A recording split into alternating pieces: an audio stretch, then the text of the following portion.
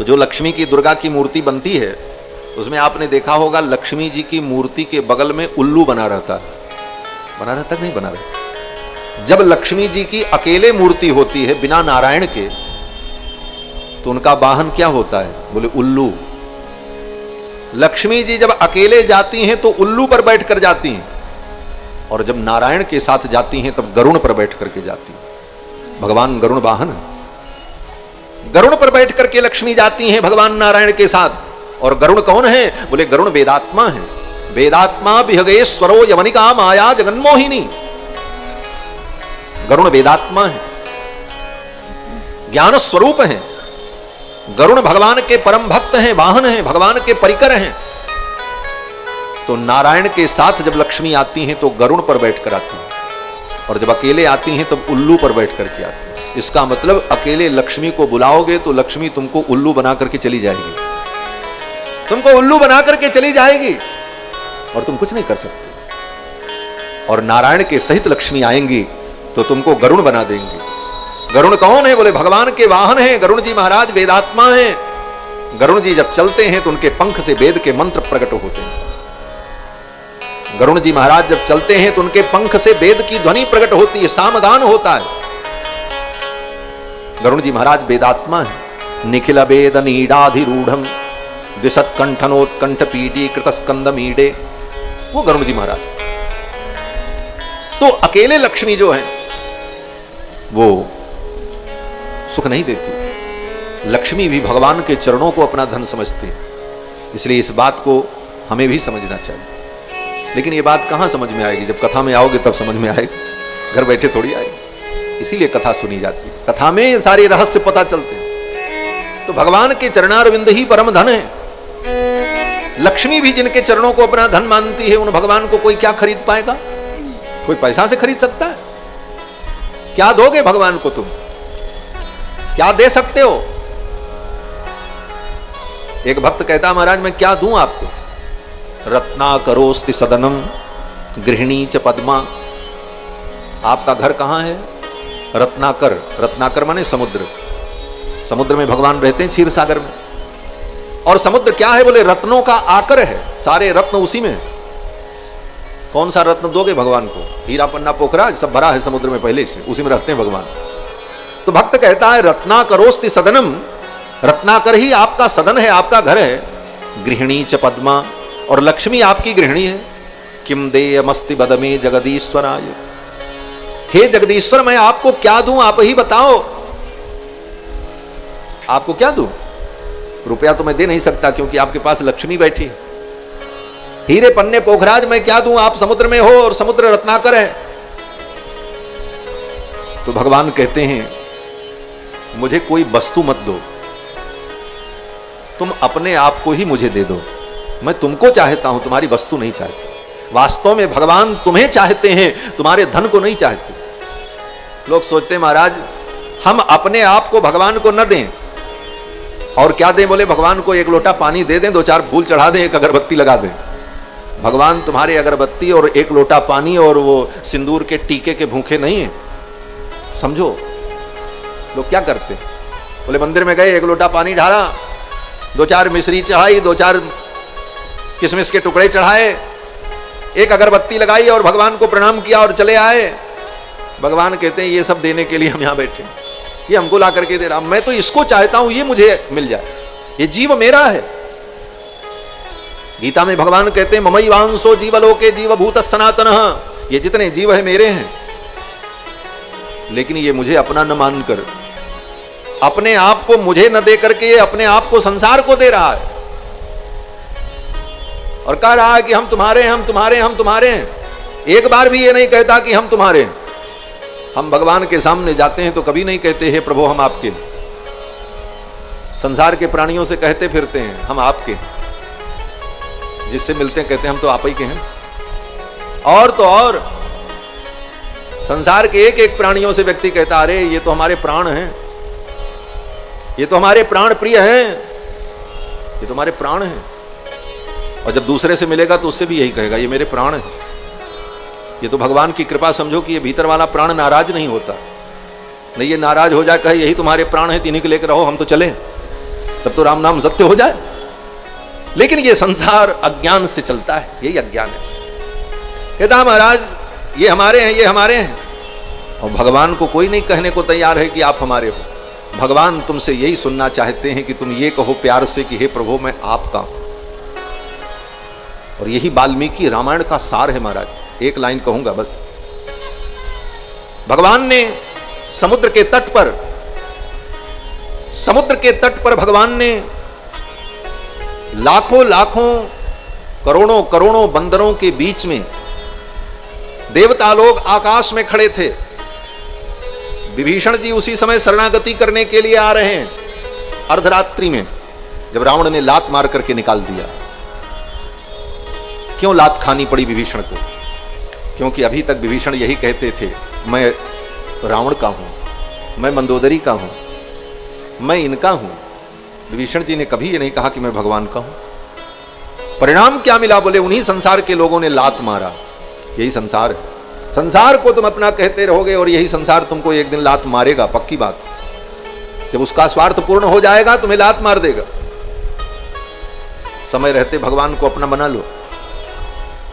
विभीषण जी महाराज लात खाए, रावण ने लात मारी, विभीषण जी चल पड़े, भगवान की शरण में मुझे जाना चाहिए। उत्पपात गदा पाणि चतुर्भिः सह राक्षसैः। 4 राक्षसों को लेकर अर्धरात्रि में विभीषण जी महाराज लंका से चल पड़े, आकाश मार्ग से समुद्र तट पर आए। वानरों ने देखा, पकड़ लिया, बोले पकड़ो पकड़ो। विभीषण जी ने कहा मैं प्रभु श्री राम की शरण में आया हूं, भगवान से निवेदन कर दो, मैं उनकी शरणागति करने आया हूं। विभीषण ने कहा कि मेरा परिचय दे देना। क्या परिचय?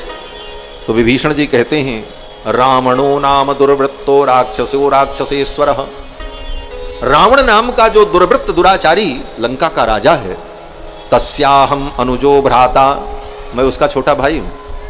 लात खाने के बाद भी अभी उस संबंध को भूल नहीं रहे, अभी भी यही बता रहे हैं कि हम उसके भाई। लेकिन यहां पर एक दूसरा भाव भी है। भाव यह है कि विभीषण जी महाराज की ये दैन्यता है, अपनी दीनता बता रहे हैं, जिससे हृदय में अभिमान ना आवे। दृष्टि ये है विभीषण जी की। विभीषण जी कहते मैं रावण का भाई हूं और मैं राम जी की शरण में आया हूं। सर्वलोक शरण्याय राघवाय महात्मने। समस्त प्राणियों के जो शरण्य हैं, शरणागत वत्सल हैं, उनकी शरण में मैं आया हूं, मेरा निवेदन कर दो। राक्षस वानरों ने कहा इसको पकड़ो और पकड़ करके बांधो, सवेरे राम जी के दरबार में उपस्थित करेंगे। तब तक भगवान ने सुन लिया। सुग्रीव जी पहुंचे और सुग्रीव ने कहा महाराज वो रावण का भाई आया है, हो सकता है वो कपट करके आया हो। शत्रु का भाई है, विश्वास करने लायक नहीं है, राजनीति यही कहती है। क्या करें? और अगर विश्वास करके उसे स्वीकार कर लिया तो कहीं निशाचर की माया को तो कोई जान नहीं सका। विभीषण भी निशाचर ही, कुछ उत्पात कर दिया तो अनर्थ हो जाएगा, इसलिए विभीषण पर विश्वास करना ठीक नहीं है। तब राम जी ने कहा सुग्रीव से, सुग्रीव आज राम जी अपने में आ गए महाराज। ठाकुर जी लीला करते करते भी कभी कभी अपने स्वरूप में स्थित हो जाते हैं। भगवान ने कहा सुग्रीव ये तुम्हारे भरोसे हमने रावण से शत्रुता ली है, तुम क्या समझते हो? ये तुम्हारे इन बंदरों के भरोसे हम रावण से युद्ध करेंगे? तुम्हारे भरोसे मैं रावण से युद्ध नहीं करूंगा। भगवान मानो सुग्रीव को स्मरण दिलाना चाहते, तुम वही तो सुग्रीव हो जो बाली के डर से गली गली भागते फिर रहे थे। तुम अपनी रक्षा नहीं कर पा रहे थे बाली से, मैंने ही बाली को मार करके तुमको निर्भय किया, तो मैं तुम्हारे भरोसे हूं, ये मत सोचना। और रही बात राक्षसों की, तो राम जी ने वहां पर अपना स्वरूप प्रकट कर दिया। राम जी ने कहा सुग्रीव पिशाचान दानवान कूरान पृथिव्याम चैव राक्षसान अंगुल्यग्रेण ताम हन्यम इच्छन हरिगणेश्वर। हे वानरराज सुग्रीव, इस पृथ्वी पर जितने निशाचर हैं, जितने पिशाच हैं, जितने दानव हैं, पिशाचान दानवान क्रूरान, जितने भी दानव पिशाच राक्षस हैं, अंगुल्यग्रेण ताम हन्यम इच्छन हरिगणेश्वर। हे सुग्रीव, मैं उन समस्त राक्षसों को, पिशाचों को अपनी अंगुली के अग्रभाग से मार सकता हूं। ये मत सोचना कि तुम्हारे भरोसे हमने ये शत्रुता मोल ली है। भगवान कहते हैं मैं तो उनको अपने अंगुली के अग्रभाग से मार सकता हूं। अंगुली के अग्रभाग से किसको मारा जाता है? अंगुली के अग्रभाग में क्या होता है? बोले नख होता है। और नख से किसको मारा जाता है? बोले सबसे क्षुद्र जीव को नख से मारा जाता है। सबसे क्षुद्र जीव कौन होता है? बोले जब व्यक्ति शरीर की सफाई न करे तो बाल में और कपड़े में चीलर पड़ जाते हैं, जुआ पड़ जाता है। और जुए को कहां मारा जाता है? जुआ के लिए कोई बंदूक लाई जाती है क्या? जुआ के लिए कोई तलवार लाई जाती है क्या? माताएं तो बहुत अच्छे से जानती होंगी। हमारा धीरे से इसे निकालें और चट से काम खत्म। अंगुल्यग्रेण ताम हन्यम इच्छन हरिगणेश्वर। अंगुली के अग्रभाग से जैसे एक नन्हे से जीव को, चीलर को, जू को व्यक्ति मार देता है चुट्ट से, उसको मारने में कोई श्रम नहीं होता। भगवान कहते हैं ये राक्षस पिशाच दानव मेरे लिए जुए के समान। अंगुल्यग्रेण ताम हन्यम इच्छन हरिगणेश्वर। इसलिए डरो मत, जाओ विभीषण को ले आओ। सुग्रीव ने कहा महाराज अगर वो रावण ही कहीं विभीषण के रूप में भेष बदल कर आया हो तब क्या होगा? क्योंकि माया भी है राक्षस। भगवान ने सुग्रीव से कहा रे सुग्रीव, यदि वा रावण स्वयं रावण ही आया हो तो कोई बात नहीं, ले आओ मेरी शरण में, आने दो, कोई चिंता नहीं। ये रघुनाथ जी है महाराज, ऐसे ऐसे राजाधिराज। भगवान श्री राम कहते हैं ले आओ। उभय भांति ते ही आनहु हंसी कह कृपा निकेत, जय कृपालु कही कपि चले अंगद हनु समेत। अंगद को लेकर, हनुमान जी को लेकर के सुग्रीव जी चल पड़े लेने के लिए, विभीषण जी को लेकर के आए। उसी प्रसंग में भगवान श्री राम ने कहा सुग्रीव मेरी एक प्रतिज्ञा है। बोले क्या प्रतिज्ञा है? बोले एक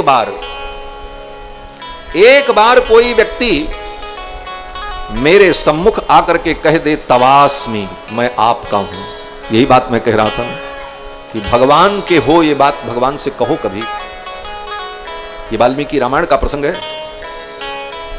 भगवान स्वयं कहते हैं रघुनाथ जी कि सकृदेव प्रपन्नाय, एक बार प्रपन्न होकर मेरे सम्मुख आकर कोई प्राणी ये कह दे कि तवास्मीति च याचते, हे प्रभु मैं आपका हूं, बस तवास्मीति, तव अस्मि इति माने बस इतना ही कहना, इससे आगे नहीं कहने की जरूरत। ये राम जी की वाणी है। रामोदर ना विभाषते, राम जी दो बार नहीं बोलते, एक बार जो कह दिया वो पत्थर की लकीर है। राम जी कहते हैं कि तवास्मि, मैं आपका हूं, इति याचते, ऐसी याचना कर ले, कह दे। तो भगवान कहते हैं अभयम सर्वभूतेभ्यो ददाम में तद्व्रतम मम, मैं उसको सारी दुनिया से अभय कर देता हूं, निर्भय बना देता हूं। ये मेरा व्रत है, मेरा नियम है। लेकिन कोई आकर के मेरे सामने कहे तो कि मैं आपका हूं। और विडंबना जीव की कि जीव भगवान से ये नहीं कहता कि मैं आपका हूं, जीव यही कहता मैं तो इनका हूं, मैं तो इनका हूं। अरे भगवान से भी एक बार कहो कि मैं आपका हूं। भगवान ये सुनना चाहते हैं कि तुम सच्चे मन से कहो कि मैं हे प्रभु आपका हूं। भगवान तुम्हारी अगरबत्ती और तुम्हारे फल फूल के भूखे नहीं हैं, वो तो केवल तुम्हारी भावना को व्यक्त करने का साधन मात्र है। असली भाव तो ये होना चाहिए हे प्रभु मैं आपका हूं। और इस भाव से आप कुछ भी अर्पित करोगे तो फिर भगवान स्वीकार करेंगे। पत्रम पुष्पम फलम तोयम, पत्र पुष्प भी समर्पित करोगे तो भगवान स्वीकार करेंगे। लेकिन अपने आप को तुमने भगवान को नहीं दिया तो फिर कितना भी दुनिया की वस्तुएं देते रहो, तुम्हारी उन वस्तुओं का भगवान की दृष्टि में कोई मूल्य नहीं। वो भगवान है, भगवान को कोई खरीद नहीं सकता। भगवान कहते हैं तुम केवल मुझे अपना बना लो। तुमने अपना मन सबको तन दिया, अपना धन दिया, तुम अपना तन भी संसार को दे दो, तुम अपना धन भी संसार को दो। भगवान कहते हैं न तुम्हारा धन हमको चाहिए, न तुम्हारा तन हमको चाहिए। क्यों? बोले तुम्हारे धन और तुम्हारे तन को चाहने वाले संसार में बहुत से लोग हैं, और जिसको लोग चाहते हैं उसको मैं नहीं चाहता। भगवान कहते हैं प्रेम गली अति सांकरी आमे द्वय न समाये। भाई जिसको तुम चाहो उसको हम भी चाहें, ऐसा कैसे हो सकता है? भगवान कहते हैं कि भाई तुम्हारे तन को दुनिया चाहती है तो दे दो तन दुनिया को, तुम्हारे धन को दुनिया चाहती दे दो दुनिया को, लेकिन तुम्हारे मन को कोई नहीं चाहता, तो वो मन तुम मुझे दे दो। और संसार में यही होता है, आपके धन को, आपके तन को सब चाहता है, आपके मन को कोई नहीं चाहता। समस्या यही है। आज हम आप दुखी क्यों होते हैं किसी से? बोले इसीलिए दुखी होते हैं, वो अपने मन की चाहता है, आप अपने मन की चाहते हो। ना आपके मन को वो चाहता है, ना उसके मन को आप चाहते हो। आप चाहते हो हमारे मन की हो, वो चाहता हमारे मन की हो। कोई किसी के मन को नहीं चाहता, सब अपने मन की चाहते हैं, और धन और तन सब सबका चाहता है। भगवान कहते हैं जिस मन को तुम गली गली लेकर के घूमते रहे, अपना मन तुमने उनको दिया, उनको दिया, और सब ने क्या किया? बोले सब ने तुम्हारे मन को उठा करके कूड़ेदान में फेंक दिया। बोलो श्री सीतारामचंद्र भगवान की। भगवान कहते हैं कि तुम्हारे मन को लेकर के लोग